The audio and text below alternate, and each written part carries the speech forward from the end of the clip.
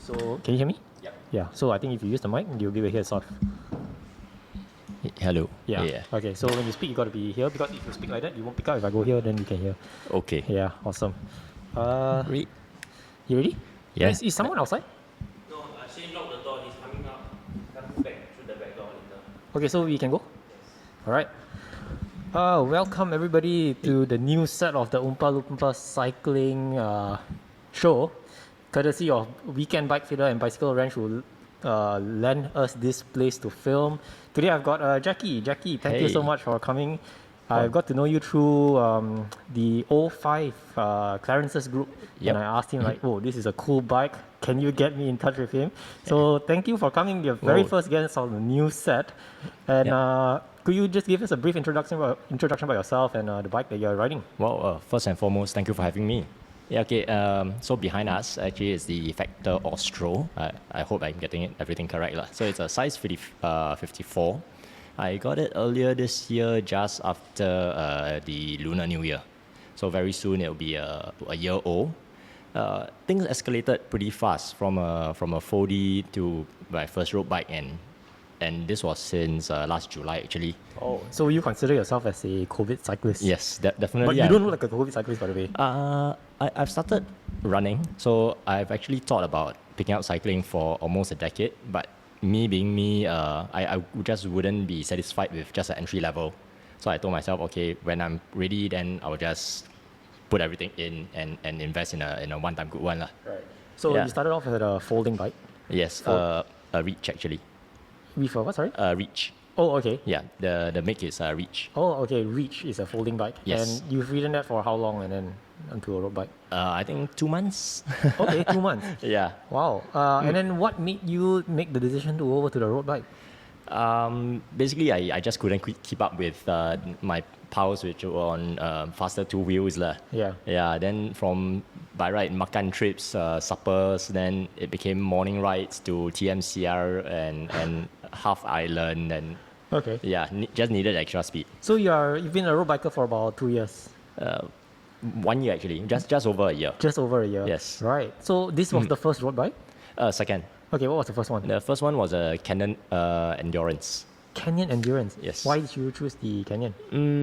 It was actually a no-brainer. So I just wanted comfort and speed came secondary. Yeah, so the Canyon with its geometry and its I was sold by the seat post, the one with some spring thing in it. Yeah, so it was very comfortable, but the itch got me . Okay, and Yeah. is this a new bike or was it secondhand? It's a new bike. Okay. Yes. You got it from OneBike Asia. I got it from OneBike Asia. RS Cycles got me the wheels. Right. Yeah. And this is a very funky paint scheme. Yeah, it Definitely is, not default, right? No, it's custom. So I threw my idea out there. Nothing too elaborate. So actually because it's going to be white anyway, I'm gonna like white. So I thought if it gets dirty, might as well have some splatter effect on it. Wow. So ended up a bit of a Halloween or roadkill theme. Okay. So that was the inspiration behind going for this. Inspiration was I just googled either simple things like brushstroke or splatter that will not go wrong. Right. Yeah. So not like some three-dimensional effect. So splatter it was. What was the original color when it came in? I believe it was the silicon peach. Silicon peach. Yeah, this Okay. like yellow fade with pink or something like that. Okay. Yeah. And when you got this bike, what was I always like to ask this question: why did you get this particular bike model? Why this one and not any other brands? It was availability and also I did a bit of homework behind. So I read that I was very sold by this phrase on the website, the quiver killer. Oh. Yes, so on Factor's website, they actually put it as the quiver killer and they will handle all sorts of terrains. Yep, so that's coming from Canyon Endurance that hopefully it's a vibration dampening. Right. Yeah, so I went with it.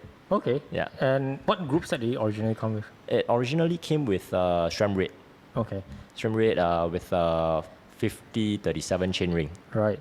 Yes. And so, talking about Factor, were you looking at other brands when you were going shopping for bikes? Yes, I actually considered the Orbea Orca.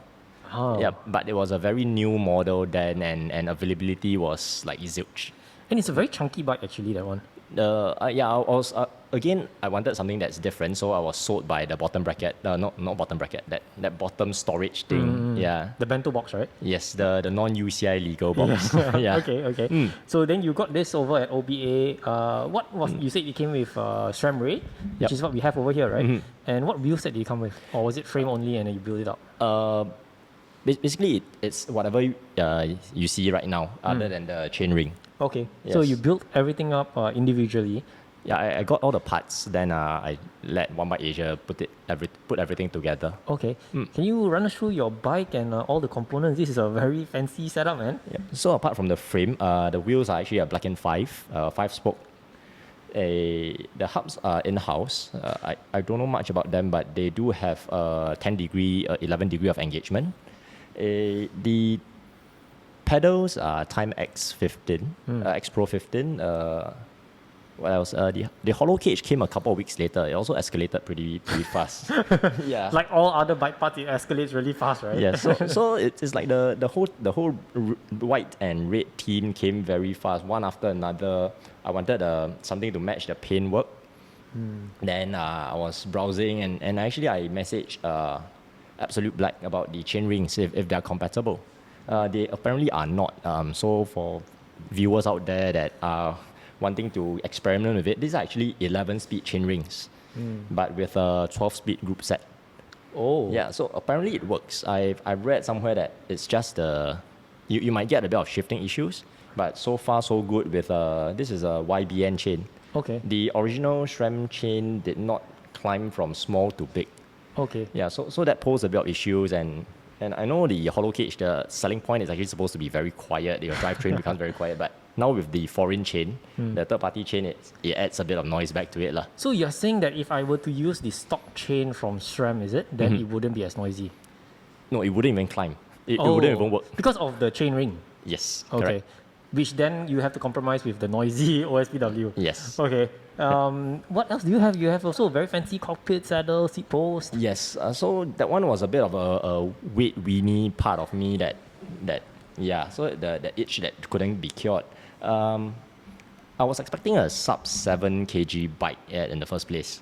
Then when I got my bike, it was about 7.4. Then all the Googling and sourcing of lighter components to actually bring the weight down. Then came Darimo, the seat post and the cockpit. Wow. And that saddle, what saddle is that? The saddle is a Saddle Italia C59. So And it's just pure carbon, right? Yes, it's basically carbon shell. It's 61 grams. Wow. Yeah. So what's the weight now that you were looks like from this setup you were trying to get it to a very, very lightweight bike? Yes. It was 6.95 with the Pirelli P0 tires, but now it's the Schwalbe Pro 1 Spartacus. Now it's 7.09 or 7.06. Still very light, man, for a disc brake bike. Yes. And it's an aero frame, right? Yeah, but if you actually Google Factor Ostro, a lot of actually come under 7 kg. Right. Yes. Okay.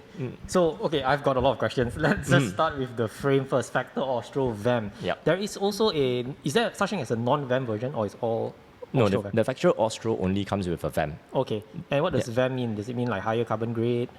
Or just pay more money for it? I believe it's slang for a very awesome machine. Yeah. Okay. The actual what the acronym actually stands for, it's not in English, and I totally forgot what it means lah. Okay. But it's just basically a machine that is with that speed comes along with it. Okay. So how's the performance of this? I think I've done a couple of interviews with the Seika. Have you seen the Seika Yes. Exceed, right? What do you think of the Seika Exceed? Do you think Seika Exceed copied this one? I wouldn't call them a knockoff. Oops. Yeah. But it really has its similarities. Again, the OCD part of me also went to find out about Seika. Quality of the carbon, apparently it's not as good. It's still very good for that price. But I'd say maybe some finishing touches on the interior of the frame. Like if you were to route a cable through, maybe it's not that smooth. Yeah, but other than that, if Actually, at our level, for me at least, you give me both frames, I wouldn't even tell the difference. Yeah, right. Yeah. And what is the size of this one? This is a size 54. And you stand at? I am 176. Okay. My insim it's 80, 82. Okay. Yep. You're in a bike fitting studio. A lot of bike fitters behind me. Very scared to ask this question. Do you go for a bike fit? Yes, I actually went for a bike fit. I was encouraged to. With my Canyon, I was self-fitted. I just watched a bit of like YouTube videos and what are the basics. Yep. But then I kept meddling with my Canyon until a point where my wife got frustrated. I said, you might as well just spend the money, go for a professional bike fit. Yep. So I went and got a bike fit done. Which bike fitter do you go to? OBA did it for me also. Through that machine, right? Yes, the computer game thing. Can we talk about that? Yeah, sure. Okay, so I understand that one is very quantitative. It's all based on numbers. Is it, and how much do you pay for that? Is it something that's cheap? Do you encourage people to do that? I would say their price it's reasonable. It's I believe it's around $700. Okay, like a Yes. full-on bike fit. Everything is done for you. Yeah, Cleat, position and stuff. Yes, correct. Okay. So they actually take your measurements, then they put you on the machine and slowly they tweak it to your position that you feel comfortable with. And also they will actually assess how you normally would want to ride. Right. Whether you are riding as a leisure person or you prefer more performance. So you did that bike fit after getting this bike? Before, So you did it on the Canyon? no, they had the horsey thing that you ride. Yeah. Okay. So it's basically like some simulator that the seat post will just rise and move around to customize to your fit. Right. Okay, and how long does that process take? This about an hour or so from start to finish. Okay. Yeah, I think just over an hour. And would you say it's the best investment you've made? Hopefully no conflict of interest. We are here at Weekend Bike Fitter and then we are talking about OBA and everything. Would you think that's a good investment or? I believe, yes, bike fitting, I mean, everyone has their own go-to. So it doesn't mean that OneBike Asia does it better than some other person. Sometimes I believe in Singapore, it's who recommends who. Yeah, so everyone's a professional. So Right. I believe the margin of error is actually very slim, whether who does it. Yeah, but I've heard about people who tried this. What's the name of the machine again? Bike ID match or something. Match ID. Yeah. Yeah, ID match. Yeah, they say that it's because it's so computerized, right? There's no human touch. That sometimes it might be wrong. Do you think that's true or it's just a myth? I believe it's two sides of the same coin. Yeah, so I mean, if someone that uses a lot of lasers and laser point you here, laser point you there, say that you need a degree, but at that level of detail, does it really, what does it mean to someone like me? Like, would I be really, I'm not going to like, or end up be in Tour de France in the next 3 years, right? Yep. So I don't even see myself racing in the local scene. Yeah, so as long as I feel comfortable and I believe it's a lot 50% human, 50% machine. We have to play our part in terms of ergonomics that to actually fit the bicycle also. Right. And would you encourage people to go for a bike fit? Yes, definitely. Go for it. It's a money well spent. Yeah. And after going for the bike fit, do you feel much more comfortable on the bike that you don't tinker with your bike anymore? I think the bad habit for me is that I always tinker with it, but at least not with the position anymore. Yes. So what are you tinkering with now? I will occasionally just loosen the bolts, retighten it. Just playing around with your bike. Just playing around with bike. So Okay. even like I will play with the amount of torque that I tighten my cassette. Yes. Okay, I think I've been talking too much about bike fitting. So back to this. So you did the bike fit and then they told you, okay, this is the size for you, right? Because Yes. OBA deals with Factor. And okay, so that's the frame. So what do you think the frame, how is it like on flats and climbs? Is it more pro on climbs or flats? I think I spec my bike to be more of a climbing bike. Thus the wheels, the 5-spoke wheels. Yes, but for flats, I'm not someone that has a lot of power that I crank and I drive a lot of power You into, look like a into the climber, bike. by the way. You got the physique of a climber. Yeah. So actually, I get dropped a lot along TMCR or even on West Coast Highway. Yeah. Okay. But climbs, I really feel the responsiveness of the bike along with the wheels. Yeah. So I even like starting at traffic junctions, the moving off is I tell you, it's just like let's go. Why did you go for the Factor O2 if you're going to spec it to a climbing bike? O2, I think everyone likes some form of speed.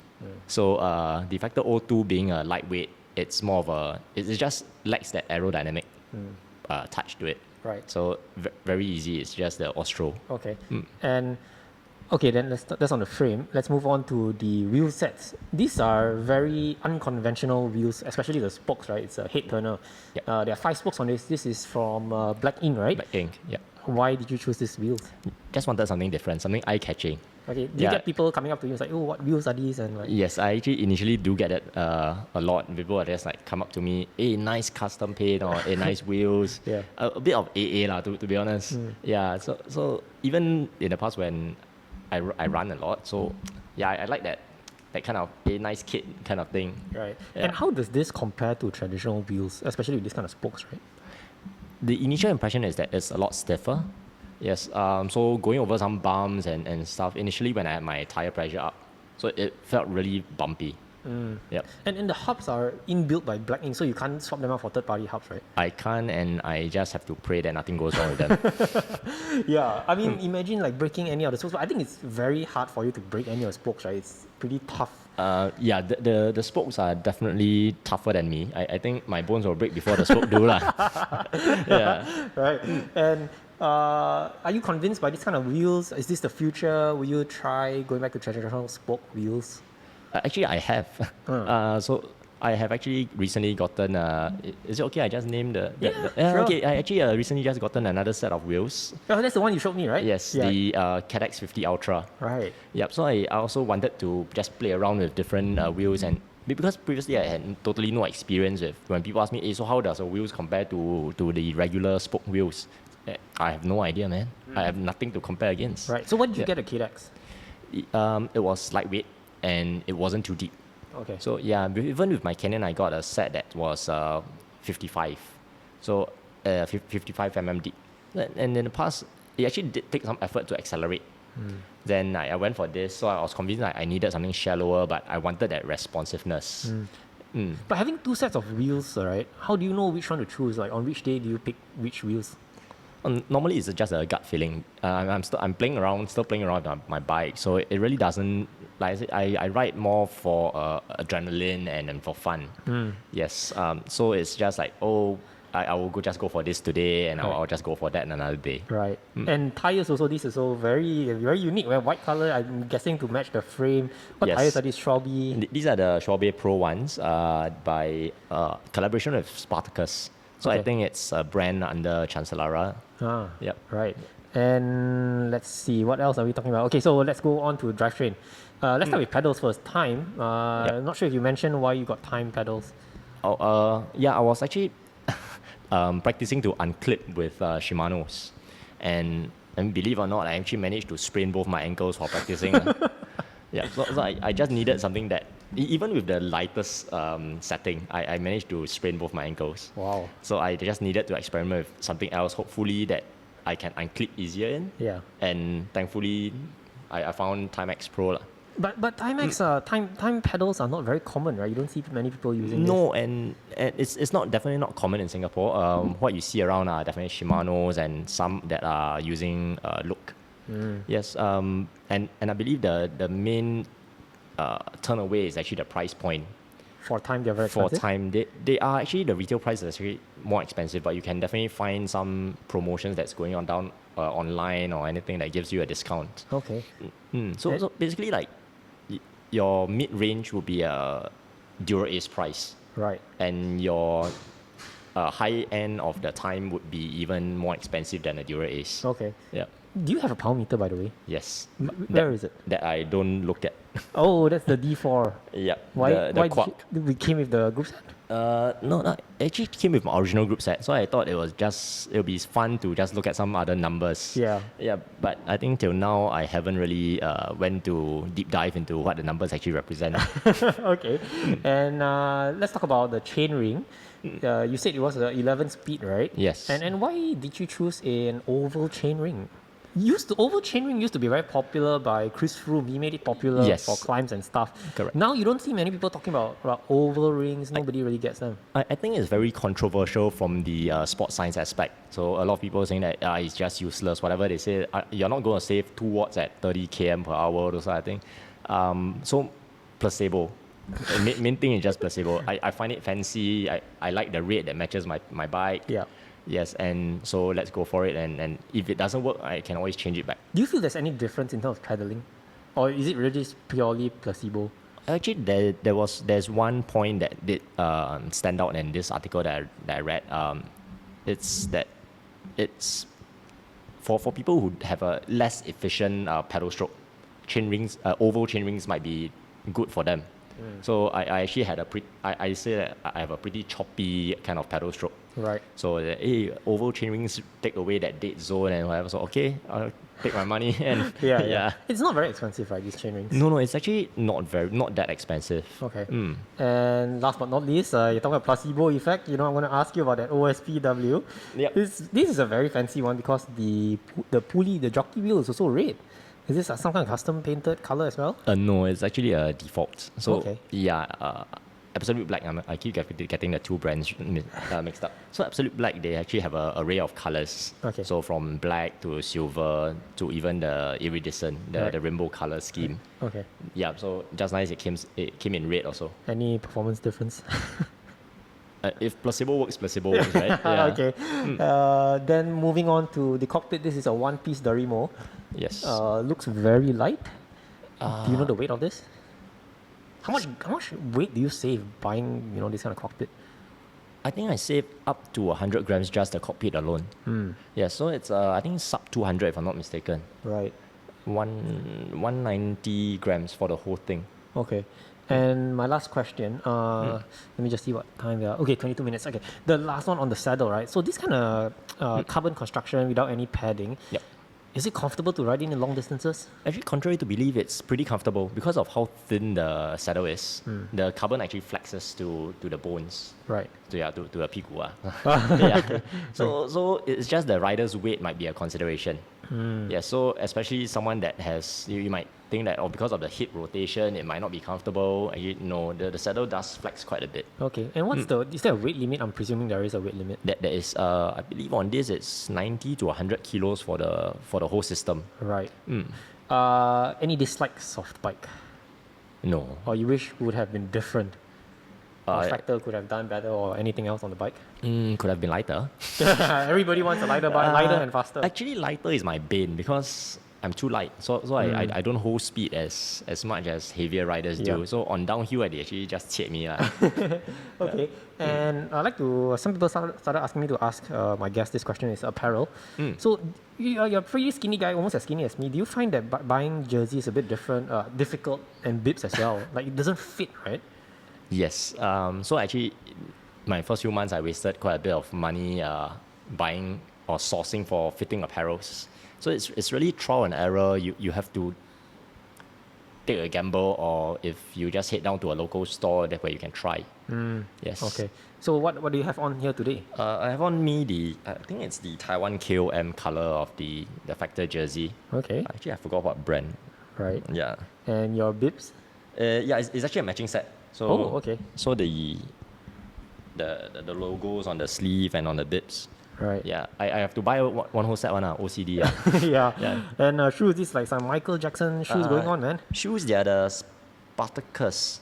Spartacus. Yes, I don't have the model of the shoes, but it's by Spartacus. Okay.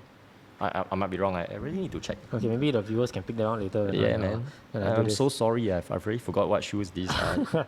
Okay, I'm going to move on to the IG Q&A. But we've got quite a lot of people here. Anybody has questions for Jackie and his fancy bike? Nobody has questions? None. Really? No? Okay. Unfortunately, nobody's prepared. You want to ask? That's Shane. He's a bike mechanic here at this place. Okay, so we move on to the IG Q&A. I've got a few questions for you that submitted by my fellow viewers.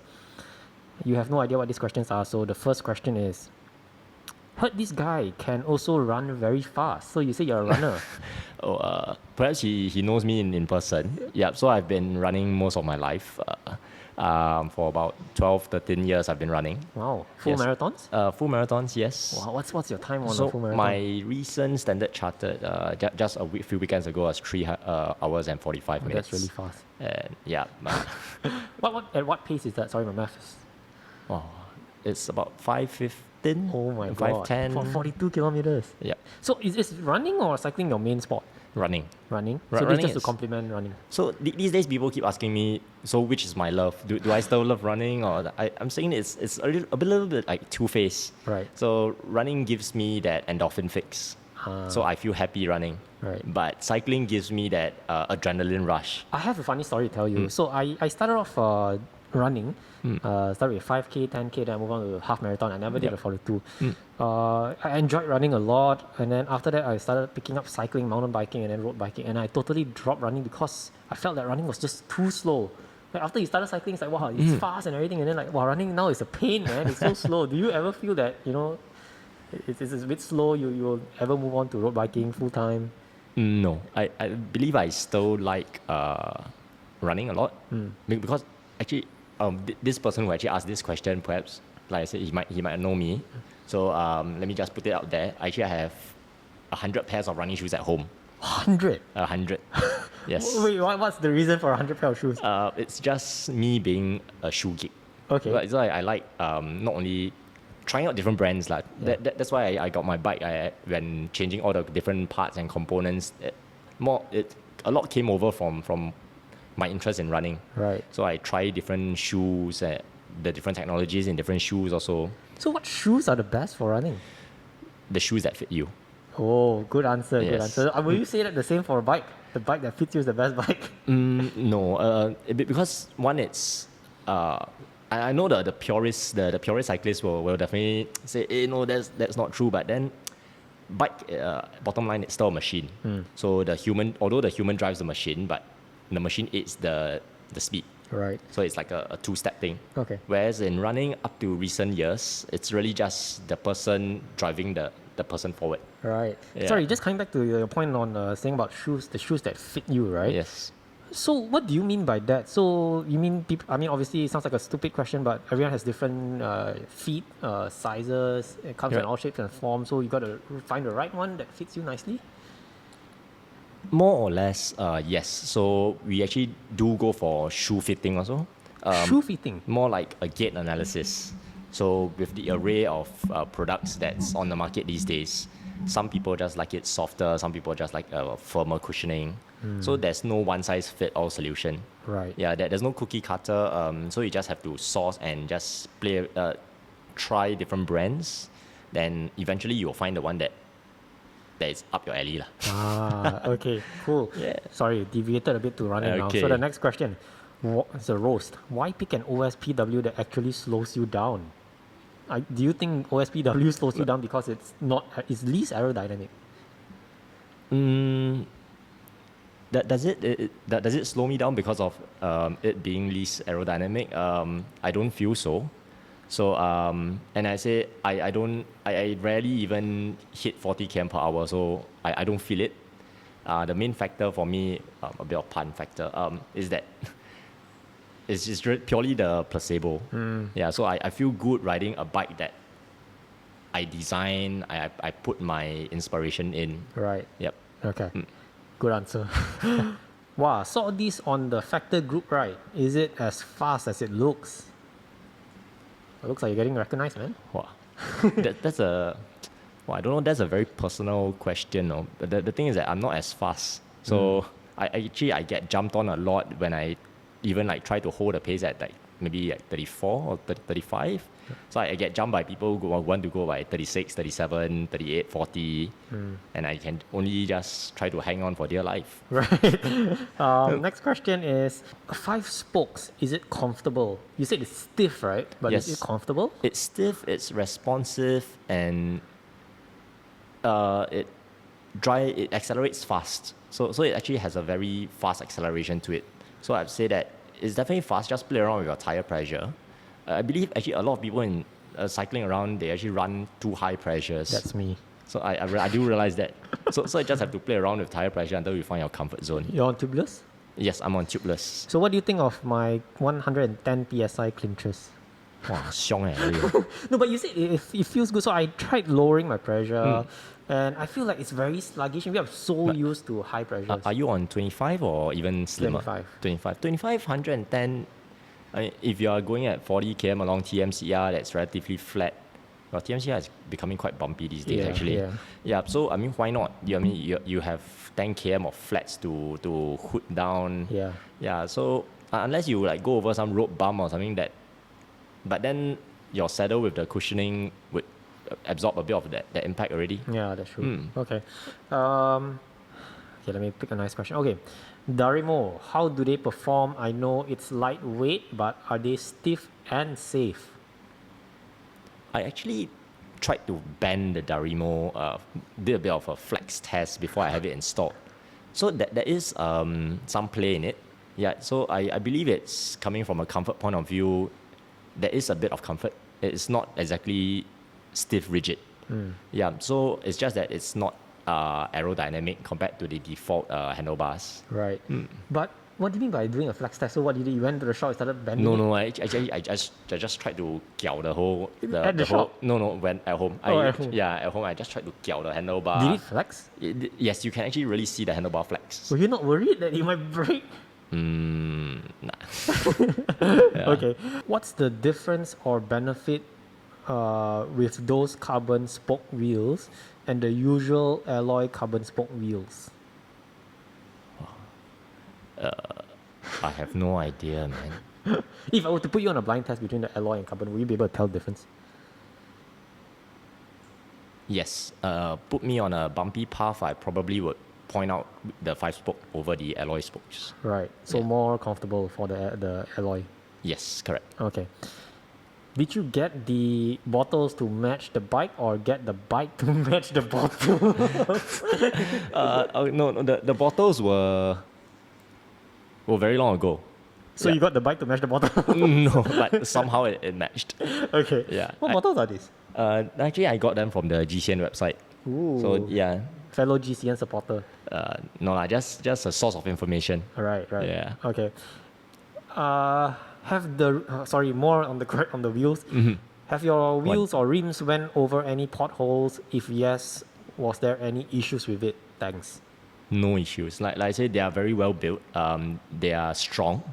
Yes, so no issues going over. I mean, I don't purposely go over potholes, but I do like cycling in Malaysia, because since the Factor Ostro is supposed to be a quiver killer, so I actually sometimes I just try to test the performance of the bike. Is it really that vibration dampening? So I run over rougher road surfaces. I would say that the wheels and the whole bike as a whole just handles it very well. Right. Okay. Last question for the day. Where is the chain ring from? It's Absolute Black. The person said it looks amazing. Oh, thank you. Where did you get it from? Yeah, actually I ordered from AbsoluteBlack directly. Okay. Yeah. And aren't there any retailers here? Why did you get it from the website directly? I believe there was some discount code. Oh, okay. Yeah. So you're not loyal to any bike shops, lah? No, I do go back to OneBike Asia for all the ling sui sui things, and I can see some of it is like your lights, your exposure lights. Yeah, the exposure lights, and I got my bar tips there also. Then what else did I get there? My hollow cage, I got it there. Right. The brake pads, I got it there. And that's about it. Yeah, unless you want to talk about the cage. Yeah, let's talk about your cage. What cage are these? The bottle cage, they are tuned. I don't know how to pronounce some German word. Right. Wassenträger or something like that. Right. Yeah, they are 9 grams each. Okay. Very fancy. Are these expensive cages? Yes. $100. $100. Wow. Okay. That's all I have. You have anything else to address the audience who are watching? Or maybe somebody who wants to buy this bike, these kind of components, what should they be advised for? If you got spare change, I mean, why not just go for it? And at the end of the day, you feel happy riding what you built.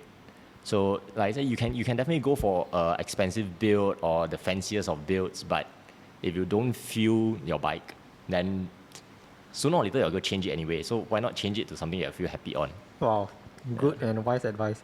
Yeah. That's the end of this episode. Thank you Yeah. so much, Jackie, for coming. Thank Can you. we give Jackie a round of applause, please? Oh, thank you guys. Thank you so much, Jackie. Thanks, man. Oh, that's a wrap. How was it?